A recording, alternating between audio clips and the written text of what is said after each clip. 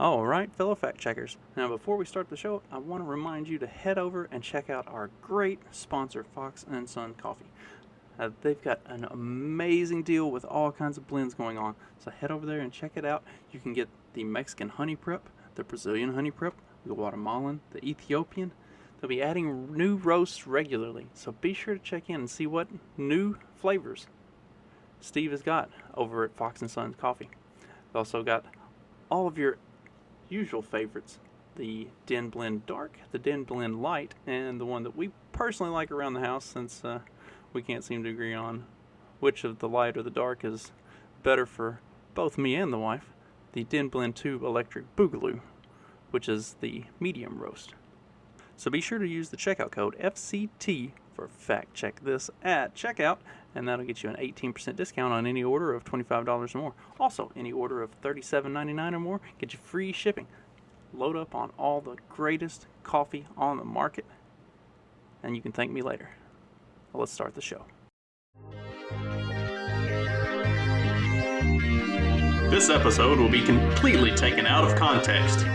Welcome to the Fact Check This podcast. All right, Fact Check This.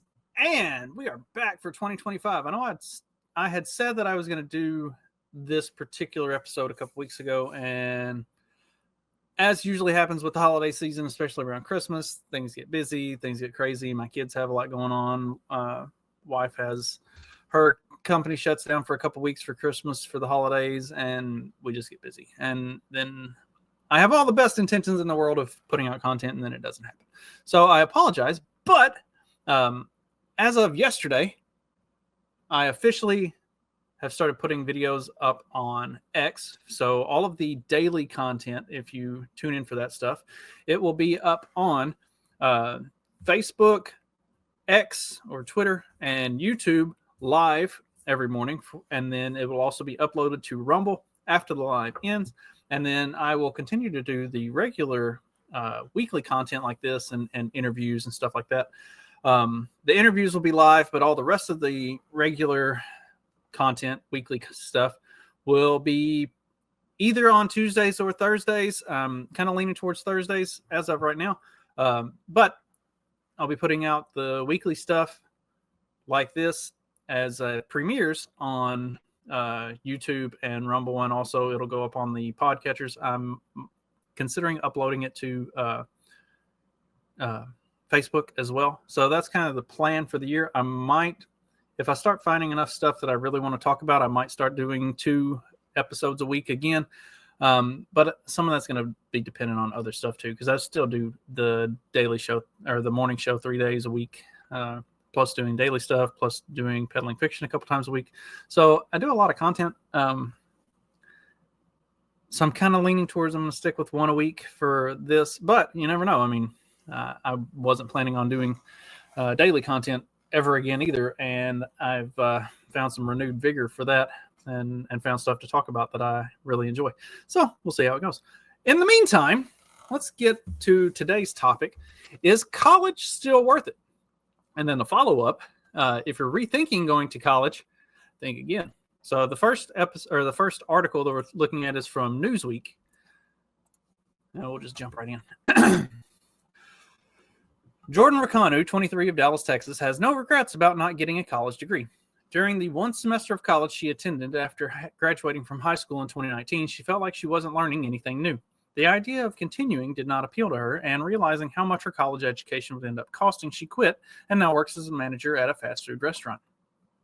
I wasn't thrilled with taking basic classes for 2 years and wasting even more money going to the same classes that we covered in high school, she tells Newsweek.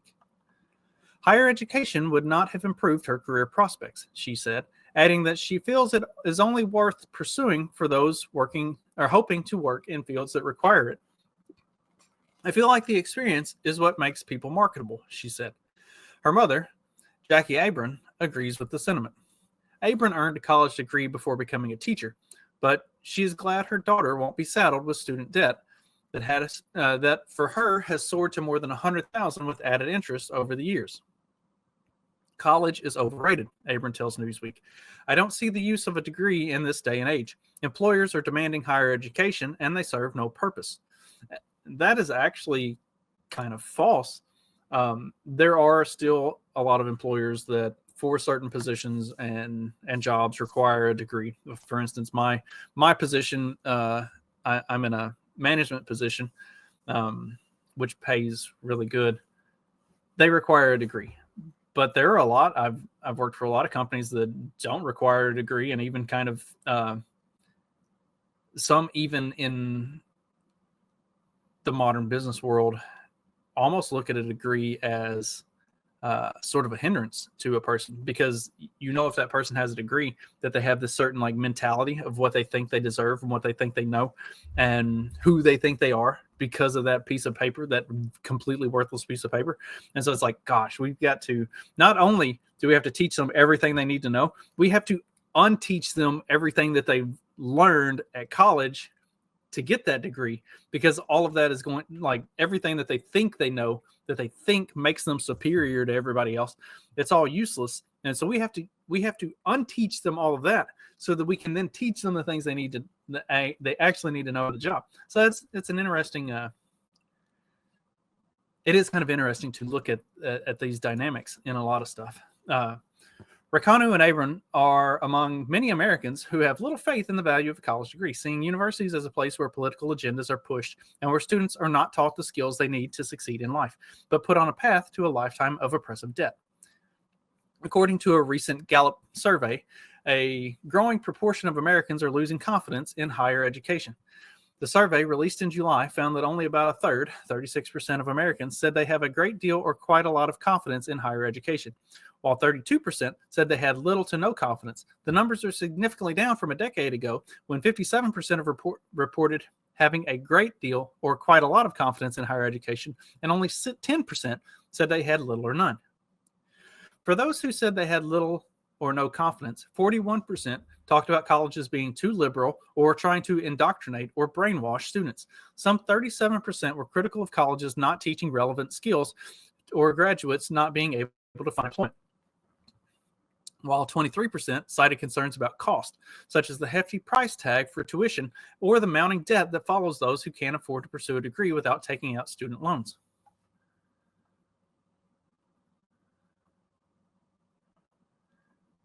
Another survey conducted by sorry, I was looking at this picture. It's interesting. So this is supporters of affirmative action protest near the U.S. Supreme Court building on Capitol Hill on June 29th of 2023 in Washington, D.C. In a 6-3 vote, the Supreme Court justices ruled that race-conscious admission programs at Harvard were unconstitutional. It's funny that there's an Asian Americans for Affirmative Action in here when Asian Americans were some of the ones who are primarily being discriminated against by affirmative action. More proof that our education system has failed when you are supporting the thing that is actively suppressing you. Be smarter, morons. Another survey conducted by EAB, formerly the Education Advisory Board, found that parents of students applying to college were most concerned about college costs, 60%, receiving scholarships, 40%, and the amount of student debt, 39%. After that, their biggest concern was for the safety of their children on campuses, a concern that was higher for families of color. And that is insane, because this idea that their kids aren't safe, particularly families of color, is driven by a false narrative. A couple years ago, I actually covered a very lengthy article from Prager University, from Dennis Prager, that went through all of the occasions of racist, hateful things that were being done to college students. Like all of these hate crime type stuff that was done on college campuses. And every single case, I think it was 18 separate cases where it was hate crimes on college campuses, that the perpetrator was the victim themselves. It was all staged to make it seem like there's all this racism and hate crime on college campuses when there's not. It doesn't exist. It's not an actual real problem. So like the concern for safety from colored families for their kids on college campuses is an entirely manufactured thing, manufactured by the people who claim to have been the victims. It's insane. Which also is even more of this is a reason why college is probably not a good idea. Some parents would also prefer their children get some life experience by getting a job, pursuing vocational training, starting a business, or doing community service instead of going straight into higher education. About 46% of parents said in 2021 Gallup survey that they would prefer their children not enroll in a four-year college immediately after school. I have to say, I took a year off. I went for my freshman year and half of my sophomore year. I took a year off school, got into a good job, worked for about a year, found something that I really enjoyed. And then I went back to school and got my degree in the thing that I had worked in. And then whenever I did graduate, because I had a year worth of experience working in the field on top of the degree, that was what really propelled me into better jobs and made the interviews go better. I had multiple job offers and for like really good money for, straight out of college kid. So having that work experience is really a valuable thing. Abram said she would urge her other children, aged 4 and 12, to check out trade schools or invest in other ways to build wealth. But ultimately, she said it would come down to what they decide to do for their career and the requirements necessary. And I've talked about that with my kids too. Like, for instance, my daughter wants to be a marine biologist. That's going to require legitimate schooling and all of that stuff. And we've also talked about what the best way to do that. Like marine biology isn't something that you can really do in Indiana, right? But there's no reason to go to like a high-priced coastal school for that right away. So, go to a good school here in Indiana, get all of her prerequisites out of the way, get her graduate or her undergrad stuff done. And then whenever she's ready to move on to the next state, like there are ways to go about doing this in an intelligent way, where that you minimize the amount of money that you're spending and still get a good education and get the degrees that you want. And then for my son on the other side of it, like college isn't really his thing. School itself isn't really his thing. We've talked some about like IU and the engineering program and stuff because he is into construction type stuff and building stuff and things like that. But we've also like probably the better course of action for him would be to try to get into the Carpenters and Millwrights Union or get into the Electricians Union or something like that. Like get into one of the trades around here and then go to like Ivy Tech and do classes on the side. Get in the field, start working, start making money, and then do classes that will help you advance your career as you go up the ladder. Like depending on what you want to do, like this whole idea of you should graduate high school and go straight to college. Like, what do you want to do? You kind of need to have some ideas, what direction you're going to go with that before you just jump right into it. And that's something that, as college costs have gotten higher and also degrees have gotten progressively more useless, that's one of those things that parents are starting to look at with their kids is like, what are you going to do? Like, is a degree of requirement for what you're going to do? And what degree do you want to get? Because there's so many degrees that these schools offer. They'll offer a degree in fucking anything. That doesn't mean it actually makes you employable. That doesn't mean it actually applies to anything and that there's a demand for it out there in the world. The number of morons who get psychology degrees when there's no demand for that. Like, your psychology degree is fucking useless unless you have either a doctorate or you have like a nursing degree or you're going into medicine into a medical field of some sort and you have that to go with it. Like the completely useless degrees that are out there. Like, why? For fuck's sake, don't do it. Like, don't get a gender studies degree. Nobody needs that. Prioritizing skills over education. Some good jobs don't require a degree. Arya Razfar, a professor at the University of Illinois at Chicago's College of Education, notes that some people, young people, are seeking in-demand jobs in the booming technology industry where a college education isn't always a requirement. Over the last decade, there has been a significant shift in access to knowledge, as well as a shift in industry expectations, he tells Newsweek.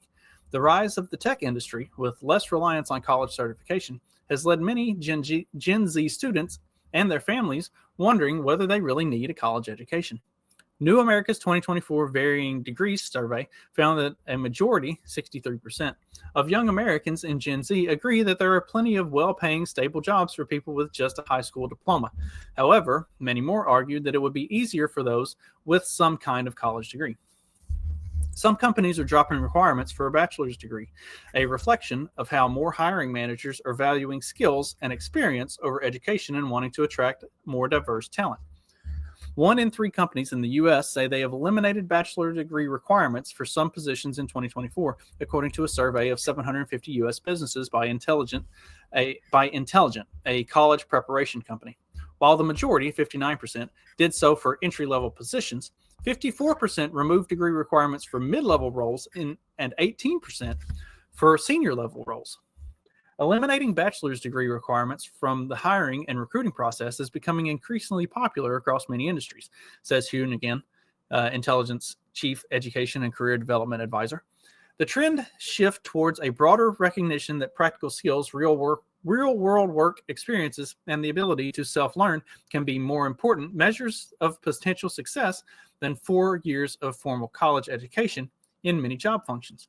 By removing degree requirements, Nugent says, companies gain access to a larger and more diverse pool of talent, especially when looking to fill roles in industries facing labor shortages or seeking specialized skills that students may not have learned in college. And that's the big thing is, especially for mid and upper level positions, removing the college requirement doesn't do anything for entry-level high school students. But what it does do is it takes some of those people who are stuck in lower-level jobs that have a ton of experience and have a ton of ability and should, by all accounts, based on merit, based on what they're good at, based on their personalities, should be moving up into middle or upper management positions. This now opens the door for them, which in turn opens up more opportunities at the lower level for people to get in and start to take the right steps, and also gives people an incentive that you see that if you come in at those lower levels and you're willing to put in the work and you're willing to put in what's necessary to learn and to be good at your job and to grow and develop, you can actually move up and you can actually do more. You're not going to be stuck in those lower levels just because you don't have some useless piece of fucking paper, right? So like all of these are good things. This is something that I have actually advocated for and pushed for in the past is take people that are good at their jobs, that know what they're doing, that have the potential to move up in leadership positions. Let them do it. A friend of mine who worked for me here when I first moved here to Indiana, I moved to New Jersey for a job up there, and they were looking for another management candidate for a different facility. I was like, I got a guy that worked for me that would be perfect, but he doesn't have a job or he doesn't have a degree. So the company that we had both worked for previously, like he had plateaued because without a degree, they wouldn't consider him for a promotion past basically what he was at. Like he can move up a little bit, but not anything significant. And so I was like, this dude is perfect. Like he is the ideal candidate for this job. He's smart. He's personable. Like he understands the business, but he's plateaued. Like give him an interview, give him a shot. They interviewed him. They realized what I had told them, that he was perfect for the job. They gave it to him, and he's still, to this day, he's still there, just like excelling. We talk a couple times a year, catch up a little bit, and he loves it. They love him. It's been a perfect thing. But without somebody opening up and saying, okay, maybe we can We can take our college degree blinders off and just look at like the content or the quality of the candidate themselves. He never would have gotten that. So like these are not necessarily bad things, removing college requirements for these middle and upper level jobs. Sean Reardon, a professor of poverty and inequality in education at Stanford University, tells Newsweek that it is striking not just that confidence in higher education has declined, but that it has declined in an era when the economic value of a college degree remains very high. In the 50s and 60s, those without a college degree could find good jobs in manufacturing or the auto industry, for instance, he said. However, our labor market is very different now. Most well-paying jobs require a 4-year degree or more. Without such a degree, one is likely to find only low-pay work. So you'd think folks would see much more value in higher education. But according to the U.S. Bureau of Labor Statistics, those with a bachelor's degree earn about 65% more per week than those with just a high school diploma. Furthermore, unemployment rates amongst high school graduates are almost twice as high as those who have a college degree. And despite the decreased confidence in higher education, college enrollment numbers have been going up for the past year. I'm pretty sure that statistic is actually false. I need to find it. I've read at least 3 different articles that college admissions have been going down for the last 5 years, but that's neither here nor there. I'm not here to fact check the article. Exactly. Colleges nationwide saw undergraduate enrollment plummet during the COVID-19 pandemic. But while undergraduate enrollment figures remain behind pre-pandemic levels, they increased this spring and last fall, according to the latest report from the National Student Clearinghouse. More than half of the growth was due to community colleges, but the report said enrollment at public and private nonprofit 4-year institutions also grew this spring after years of decline. Okay, so there's some clarification to it. If people are increasingly unhappy with higher education, they aren't showing it in their actions. That's objectively false. Just because there was a slight uptick, and most of it coming from community colleges over the course of the last year, after literally 8 years of steady decline, like one little bump back up, like you started here. This is like the way that they explain inflation. Like, okay, well, inflation came down. Okay, so inflation went up at a record rate, and then it came back down a little bit, so inflation's down. That's college enrollment is up. College enrollment has been like tanking, and then it came up a little, bumped back up a little bit for 1 year. So now college enrollment is up. That means that the pattern of unhappiness isn't a deeply held one. However, the most obvious reason for the erosion of faith in higher education over the past decade is economic. Funding for public higher education has declined significantly since the 2008 recession, shifting the financial burden to students and families. This has also put significantly more pressure on institutions of higher education to focus on raising funds and private donors rather than holistic student development, he said. This has led to an erosion of the arts and humanities in favor of more revenue-generated fields like STEM. Universities have, ironically, become less humane. Thus, students and their families have serious concerns about return on investment. Molly Blythe Dorner, 45, said her two degrees, a bachelor's degree in art and media arts from University of Montana, and a master's degree in counseling and art therapy from Southwestern College in Santa Fe, New Mexico, were painfully earned. Were painfully earned while working part-time jobs and taking out the maximum student loans possible. Bitch, you maxed out your student loans for a master's degree in counseling and art therapy? What the fuck is wrong with you? Some people are too stupid to go to college. Like, this is a prime example of too stupid to go to college. She previously worked with adolescents in a therapeutic boarding school, but is now working at an Amazon fulfillment center in Mississippi. Her student debt has soared to more than $150,000 because you went for a fucking bachelor's degree in art and media arts, and then you got a master's in counseling and art therapy. No fucking shit. She works at an Amazon fulfillment center and has $150,000 in student debt. We talked about this earlier. Like, what's the degree you're getting? What are you going to do with that? What's the maximum amount of money you can make per year with that degree? Can you pay this thing off? A master's in counseling and art therapy? You can wad that fucking thing up and throw it in the trash can because it will never be useful and it will never be worth anything more than the fucking paper that it's printed on. And maybe not even that. But thank you, inflation. I'm sure it's not even worth that much. She has lost her faith in higher education because it is historically designed for purposes of privilege and profit. Oh my God. This dumb fucking bitch. And this is her, by the way. Like, holy fucking shit. I'm glad you can't hear me banging my head on the table, or maybe you could. God, I believe there is faith to be found in the millions of people who also took the same bait, to follow their dreams, to learn, or to succeed, only to find themselves in worse positions than they may have been when they began.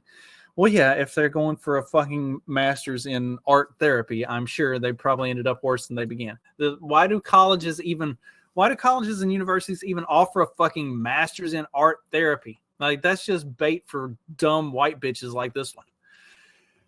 Abram would not recommend anyone go to college if they have to get loans due to the predatory and life-draining cycle of student loans. That's definitely so. It is a debt that follows you to the grave. On the opposite end of the spectrum, Brooke Schwartz, a 23-year-old from New York State, tells Newsweek that she feels her college education is well worth it. She graduated with a bachelor's degree from the University of Michigan and is now studying at the Fordham University School of Law. Okay, she's still in school, so she has no fucking clue. Also, they didn't say what the bachelor's degree from Michigan was for. She's just in law school at Fordham. So if she's going to be a lawyer, then that's probably necessary. But yeah. Higher education allows students to learn about and examine different industries and helps students develop an entrepreneurial and innovative mindset, she tells Newsweek. You have no fucking clue. You're still in fucking college.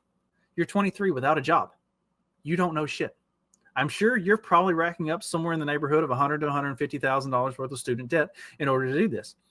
While the costs associated with education are on the rise and quite considerable, I would not have been able to pursue my passion to be an attorney without my undergraduate and graduate degrees. Yeah, no fucking shit. If you're going to be an attorney, you kind of need to do that. But a master's in art therapy or whatever other like dumb fucking bullshit, those are useless. And who knows? This chick going to school to be an attorney, she might struggle to find a high-paying attorney's job right away, and she's probably gonna have problems for 8 to 10 years while she gets on her feet, while she gets established, before she actually starts making real money, where that she can pay this stuff off. So, like, check back with us in about 5 years and let us know how it's really going. Right now, you're still a fucking kid. You're still a student. You don't have any real-world experience. You don't know jack fucking shit. You don't know your ass from a hole in the ground yet. And that hole in the ground is going to sneak up on you because $150,000 worth of student debt is hard to get out from under. Judy Hayes of Orlando, Florida, is also confident that a college education is worth it, though she acknowledges that this is becoming increasingly unattainable for many Americans. Hayes, 51, graduated from Florida State University and has worked as an attorney full-time before moving to part-time work after having children. Now she is focused on getting her eldest, a high school junior, into college, possibly an Ivy League institution. I'm still highly confident in education, but that comes from a position of privilege and as the parent of a very bright child who will probably enter a field that requires a degree. Again, what are you going to do? What's the degree? Is the degree necessary? The paradigm has shifted so far from when I was his age in the late 80s that you could fall ass backwards into a great public education at a price that wouldn't leave you beholden for decades. Among parents, there's a huge dichotomy between the people who can afford higher education and the ones who can't, but feel compelled to mortgage their futures for it. And that's the thing. If you have to mortgage your future for it, then it's not fucking worth it. There are other things that you can do that will make good money in the meantime, and then you can get, you can go to a community college or a tech school or a trade school or whatever at night or work nights and do that stuff during the day. That there are ways to do this without mortgaging your future, without putting yourself in debt for literally the rest of your life. The fact that there was some, like the chick at the beginning of the story whose daughter dropped out and was very happy about it. And it said the mother is still paying for her college. You got a daughter that is old enough to have dropped out of college and gotten a good job, and you're still paying for your own college. If it's going to cost you that much, don't fucking do it. It's not worth it. It's not worth it. Teaching divisiveness. Some of the declining faith in higher education stems from universities becoming flashpoints in the nation's culture wars. Confidence in higher education has dropped amongst Republicans, and the 2024 Gallup survey found. While only 11% of Republicans reported having little or no confidence in higher education in 2015, that number is now 50%. Republican lawmakers have been moving to defund or ban diversity, equity, and inclusion efforts at universities, saying the programs are discriminatory and promote left-wing ideology. Opponents say the programs are necessary to ensure higher education institutions meet a diverse student populations. It should be merit-based. Some administrators consider such factors when admitting students, deciding which faculty members to hire and promote, or when issuing scholarships. The decline in confidence is a result of political polarization and the portrayal of colleges and universities as elitist by populist politicians and populist-aligned media. Todd Wolfson, the president of the American Association of University Professors, tells Newsweek that declining confidence in higher education can be linked to the far-right's relentless campaign to demonize and delegitimize the teachers, researchers, and students on our campuses. As these polls have shown, their cynical and dangerous propaganda is working. It's not cynical or dangerous, it's realistic and realistic. It's looking at what's being taught, what's being promoted, and what's being pushed on campuses by professors. And it's saying this stuff is objectively pushing narrative while not actually providing a level of education that these students need to be successful going forward. That's it. Higher education has given Americans the chance to transform their lives and have more security than their parents, Wolfson said. Except that in this day and age, that's objectively untrue. Higher education is a pillar of our democracy. Oh, we're going to protect democracy. Fuck democracy. It leads to critical thinking, and educated citizenry is a better, clearer understanding of the world around us. We have to ask ourselves, why would some want to destroy that? Israel's ongoing war with Hamas has exposed some of the core deficiencies of today's elite higher education institutions. University of Illinois Rasfar argues, rather than creating productive public conversation around core ideological and identity issues, they have cultivated, in a perception of many, greater polarization. There has been a serious shift in perception as to whether or not universities were prioritizing the public good over private and sectarian interests. This is an absolute nail in the coffin for the future viability of higher education.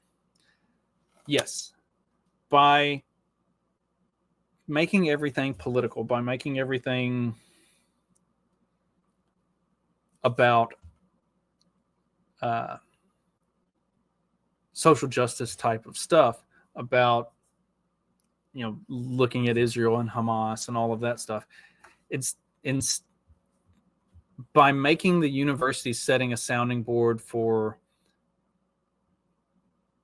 buzzy topics and things like that, social media type stuff, by making it a hotbed for that instead of actually making it a place for education, for learning what you need to know for a job that you're going to be doing, they have delegitimized the degree. They have delegitimized the collegiate experience.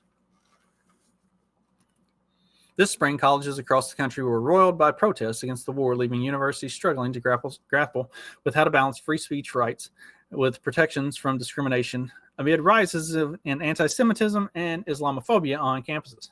With students now returning to colleges, some schools are adopting rules to limit the protests that roiled campuses earlier this year. The American Association of University Professors has warned that enacting overly restrictive policies could discourage free expression.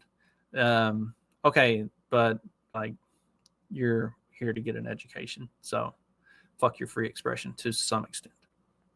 Michael Thaddeus, a professor of mathematics at Columbia and the vice president of the Columbia chapter of AAUP, tells Newsweek that fostering debate is what universities should be all about. Okay, yes, but what universities should be all about is educating students to be prepared for the job that they're going to be going into when they leave college with that degree. Fostering debate on social justice topics and all of this insane bullshit does not do anything to actually contribute to that in any meaningful way, which is why a lot of companies look at college educated, like, fresh college graduates and already think, okay, this kid's fucking useless. His brain is rotted. I'm going to have to deprogram him or her before I can even start to teach them anything about the job. Because of fostering debate is what universities should be all about. No, universities should be all about preparing students to be good at a job that they're going to go do. He adds, it's a great strength of American society, in contrast to Russia and China, for example, that our universities serve as forums where basic disagreements can be aired.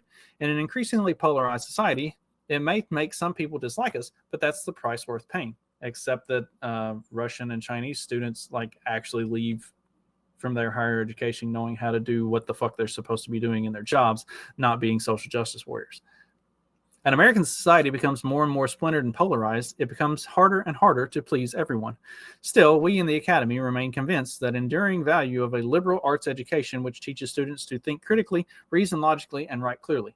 The very trends that are making universities less popular are also making higher education more vitally important than ever, except that you're not teaching them how to think critically or reason logically, or write clearly, for that matter. You're teaching them to push a narrative and reject and call for the cancellation of anything that doesn't support that narrative. That's not critical thinking. That's brainwashing.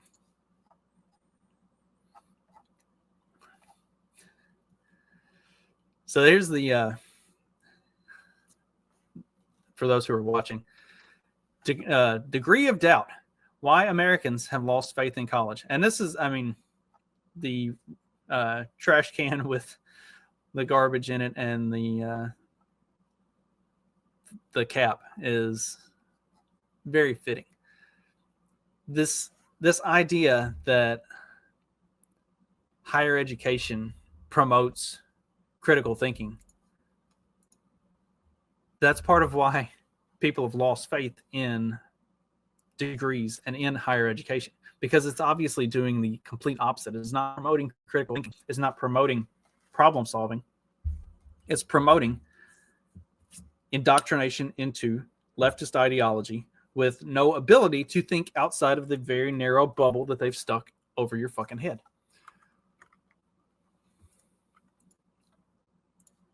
On to the second article. We'll try to breeze through this one a little more quickly because I'm kind of getting a little long on this one. So this is from the LA Times. If you're rethinking going to college, think again.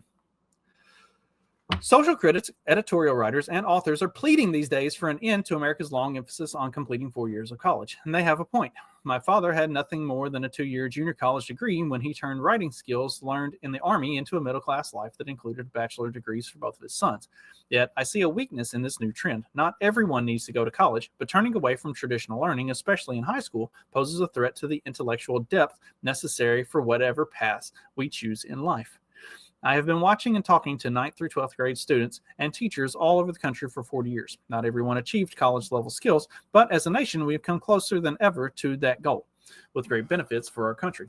The World Bank summarizes all the ways higher rates and levels of education make a difference: innovation and growth, productivity and wages, civic engagement, and even health. The college alternatives trend encompasses a lot of different pathways.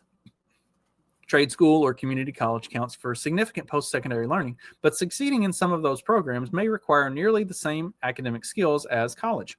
What concerns me is that in cheerleading for non-college routes to jobs and careers, we may push high school too far into a new direction, awarding diplomas for off-campus apprenticeships, for spending too little time on homework, that too much on gaining work and resume experience, for minimal vocational ed, risking students' foundation in literature, history, writing, math, and languages. So this is interesting because in the off-campus apprenticeships, in learning work experience and building your resume, even without the the formal education in literature and history. Oh, okay. What purpose does literature and to some extent history and languages serve, and writing even, and some of the higher level maths, like all of this stuff? What purpose does this serve in the workforce for a lot of students? Because what you need to actually know about math, you're going to learn on the job. What you need to know writing skills wise, you're probably going to learn on the job. Like, who dissects sentences? Like, why do we need to spend time in high school learning to dissect a sentence and do all that bullshit? Like, if you can write well, that's it. Like, you don't need to be able to do all of that other bullshit. You know, like, to be able to spell half-assed, because if you can half-ass spell check will fix the rest. Like, just be competent. And you're going to learn the competency side on the job. They're going to teach you the things that you need to know. Literature, history, if you're interested in those things, there are a lot of places you can learn those things outside of a public education. In fact, you're probably going to learn more about literature and history from, you know, finding non-public education sources to get that information from. And if you're not interested in it, why are we forcing kids to waste time doing that stuff? Like, there's a reason some of these classes are the most hated by students.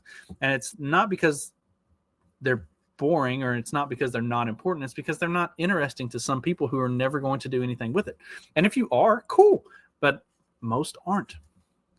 So, like, as I was talking about, like in the last article, education should be tailored to what the student is going to do, not cramming all of this worthless bullshit down everybody's throat all the time.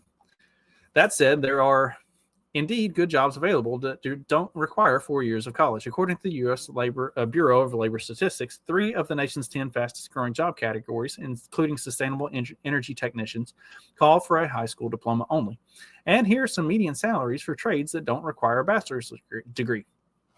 Construction manager, $104,000 per year. Elevator technician, $102,000 per year. And power plant operator, $100,000 a year. Nonetheless, the massive wage gap, a 60% difference by age 55 between those who complete at least 4 years of college and those who don't, is real.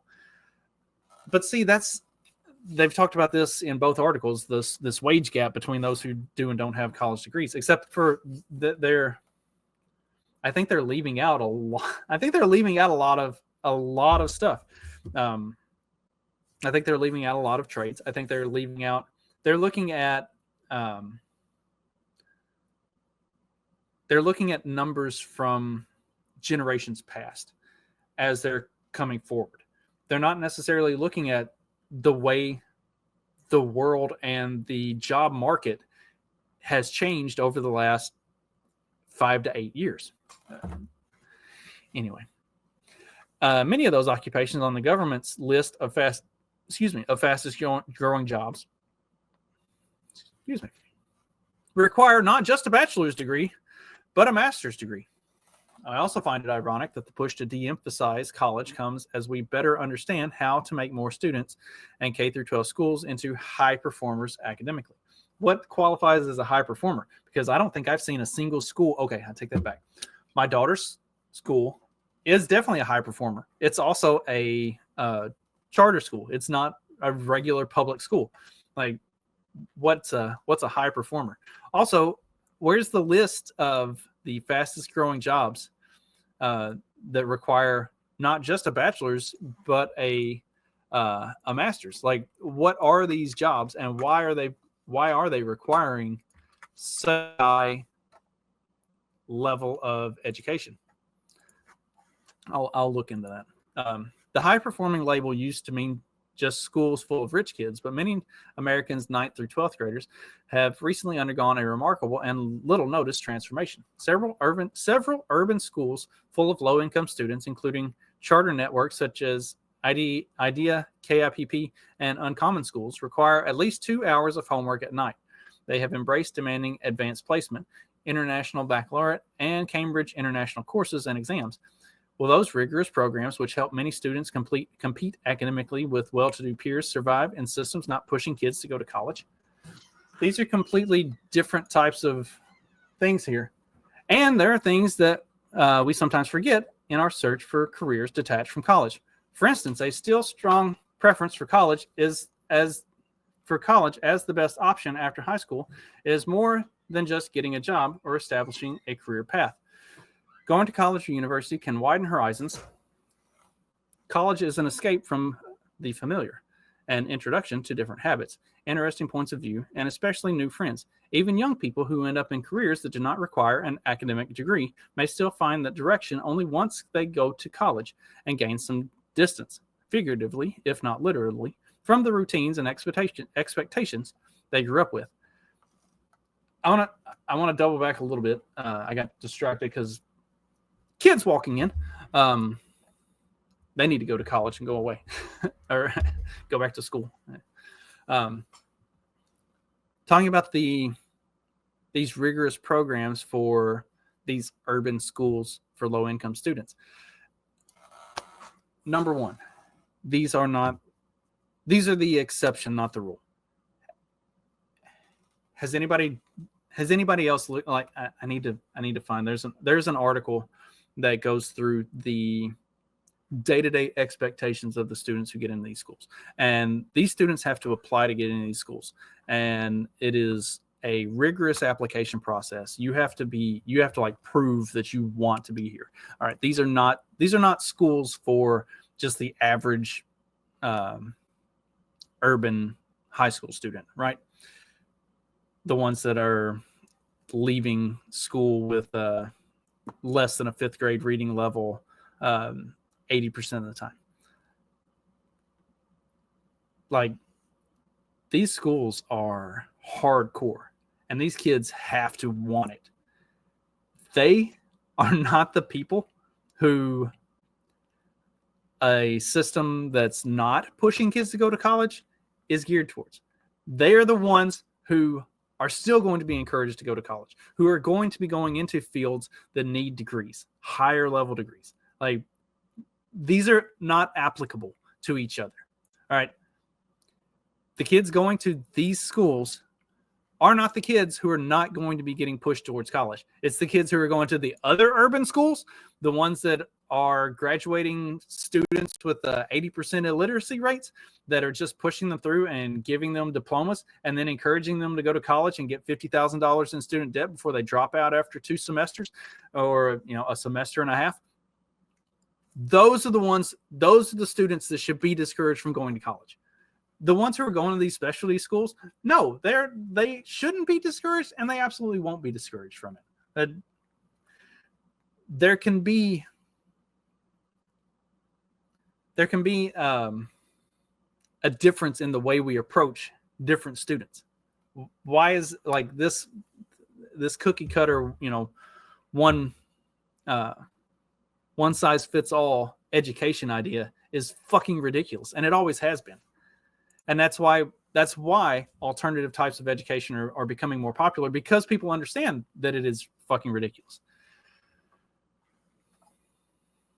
Free time and ways to occupy it is built into college in a way that's hard to replicate if you're working in the working world.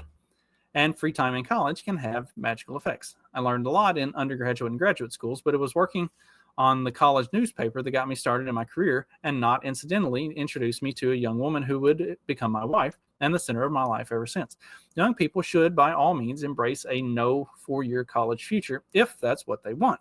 The best manual for making this decision, in my view, is by a member of the Los Angeles Times editorial board, Karen Klein, Rethinking College, A Guide to Thriving Without a Degree. But I hope the new movement does not deter high schoolers from the challenge of college prep classes or hasten the trend towards devaluing of college altogether. Gallup found that adults aged 18 to 29 who think college education is very important dropped from 74% in 2013 to 41% in 2019. College offers a place and time set aside for intellectual growth and new experiences that can be essential to the way we adjust to life as adults. Young people's trajectories are enhanced if they can absorb the deepest parts of human culture and thought before they pursue full-time jobs and careers. I realize that getting into college and graduating isn't easy, and neither is paying for the privilege. Where K through 12 education is lacking, it can and must be improved. Student loans and financial aid must be accessible and generous. And colleges and universities themselves are far from perfect at their job. One sign, more students than not require more than 4 years to earn a 4-year degree. But these challenges shouldn't persuade us to ignore or downplay the advantages of going to college. Alternatives have a place, but the emphasis on getting a 4-year degree and extending that possibility to as many students as possible should remain. Yes, but the idea of extending that to as many students as possible through all of these loans and stuff like that are what are bankrupting an entire generation. Pushing college on students who shouldn't be going is the problem. As I've said throughout this entire thing, the solution to the college problem is not to do away with college itself. It's not to stop pushing college on anybody and suggest that nobody should go to college. It's to make it an individual determination. Students should be educated and taught on a student-by-student basis based on their learning style, what they want to do, and what they're most equipped for. This idea that every student should just be pushed through all of the same classes through school, and then all of them go to college and do something, and you have to, you just go on loans and make sure you have to get a degree. It doesn't matter what your degree is in. Like a lot of degrees are effectively useless. A lot of degrees, there's no reason to have one. If you can get the education and the experience on the job itself. And a lot of companies are willing to give somebody who's sharp and showing initiative that opportunity without having a degree. Yes, being a lawyer or a doctor or some other like highly specialized type of a thing, you probably need a degree for that. And that's not going to change, which means that the college campus experience should be more geared towards actually teaching students the things they need to know for the degree and for the job that they're going to do, instead of pushing this whole idea of social justice and being being a public square for debate and discussion and blah, blah, blah, fucking blah. It should be a place of higher learning to prepare students to do a job that they're going to go into in a particular field. And that's it. That's the purpose of college. That's where you're expanding your mind. To do a job. To be ready to enter the job market. All that other stuff, you're paying for the privilege of fucking off. And that's it. So, yes, we should be rethinking college. But we should be rethinking college on an individual basis based on the student and based on what they want to do, based on the career path that they're choosing, based on a lot of things. And you never know. They talked about, the getting away from routines and expectations and getting some distance. That happens when you enter the job field too. That happens when you start going to work and you start interacting with a different group of people. That doesn't exclusively happen on a college campus. Life happens. And you might learn a lot from a job that you get into and find something that you want to do more, or find something that you definitely know you don't want to do. You never know. I mean, that was how it was for me. When I went to work at the grain elevator, I didn't expect that I wanted to work at a grain elevator. And then when I got into it and I got to seeing how things worked, and I got to talking to the merchandisers that worked at the plant, I got to talking to the manager that worked at the plant, and kind of seeing the inner workings of how all of that stuff goes. It was something that I was deeply interested in. And so I found out what I needed to do. And then I went to college and got a degree in agriculture with an emphasis on business, so that you could learn the marketing side of things and understand that. And then I went into the field, and it was awesome. Like, I didn't have any idea that that's what I wanted to do before I got into the field, started working and doing it. Go to work, get a job, do something. Even if it seems like something that you may not want to do long term, you start to learn about yourself as you get some distance and you get some independence. So like college isn't the only place. I was in college for a year and a half before I figured out that like ag was cool and something that I wanted to do, even though I grew up on a fucking farm, like, and had been in grain elevators for most of my life. Seeing it from that other perspective made it something that I wanted to do for a career. There are different ways of finding what you want to do without spending time in the arena of public discourse and debate on a college campus. Tailor education to the individual, not to a system. That's the solution. That's what we need to get to. That's kind of what I like about my daughter's school. Like it's very individualistic, the way that the kids, get to pick their classes and stuff. They literally have kids at her school that will graduate from high school this year and will enter college as juniors. They will have already taken everything that they need to cover their basic like gen ed stuff, and they already know what they're going to do. They already have ideas of what they want to do for a career, and they're going to enter college like rock and rolling, ready to excel. That's what we need. Individually tailored education, not cookie cutter bullshit. That'll do it for today. I will be back next week with another article. Be sure to tune in on YouTube, Facebook, or X for the live daily stuff. Probably not tomorrow, though. I'm going to be traveling, so I doubt I'll be able to get one out tomorrow. But I will definitely be back on Monday and every day going forward. So look forward to seeing you there, and looking forward to a fun and exciting 2025. That'll do it for me. Later, everybody.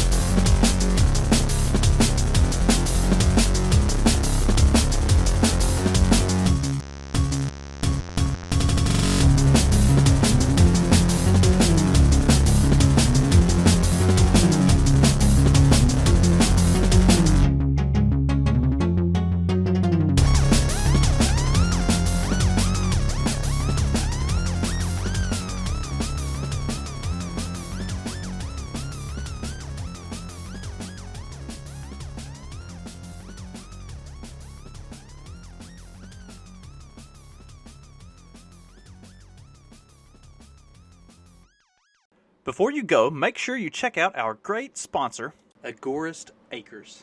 Now, agoristacres.com, you can find over 100 varieties of seeds. They've got vegetables, flowers, all kinds of stuff. They've got heritage brands, everything that you want to start any kind of garden that you need. It's free shipping on any order of $20 or more. They've got cool packaging, and most of the seeds come in a fancy glass vial, no paper envelopes. They accept US dollars and crypto and can easily take either at checkout. Now be sure to head over to agoristacres.com, and anything that you get, use the promo code FCT at checkout for 10% off your order. I say all the time that you need to be starting your own garden, you need to be growing your own food, you need to be getting off the grid and becoming less dependent on grocery stores and stuff like that. Agorist Acres is a great first start. They have got everything you need for whatever kind of garden you want. Great people, great product. Highly recommend. So go check them out.